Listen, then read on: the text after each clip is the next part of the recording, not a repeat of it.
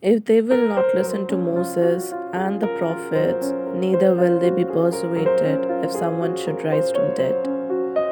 Today, the gospel is a parable discovering the realities of man in afterlife. Jesus tells us about the divine reward or retribution we shall have depending upon our behavior. The contrast between the rich and the poor is very strong.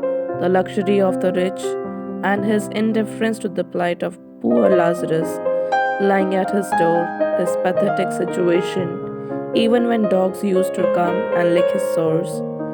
It all has a deep realism introducing us into the scene. We might ponder, where would I be if I was one of the two main characters of this parable? Our society constantly reminds us that we have to live well, in comfort, well being, enjoying ourselves worry free, that we have to live for oneself without minding others or at the very best, the minimum necessary to keep one's conscience at ease, but certainly not because of a sense of justice, love, or solidarity.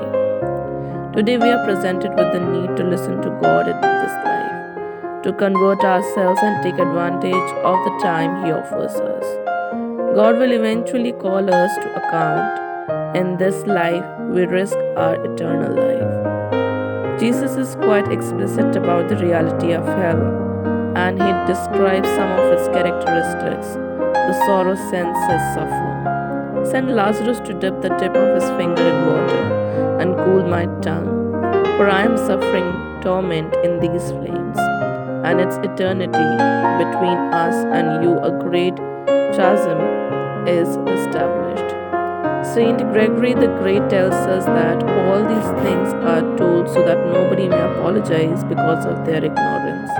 We have to God to get rid of the old man and be free to be able to love our fellow men. We have to react to the suffering of the poor, the unwell, or the forsaken. It would be good that we might frequently remember this parable so that it would make us more responsible for our own life.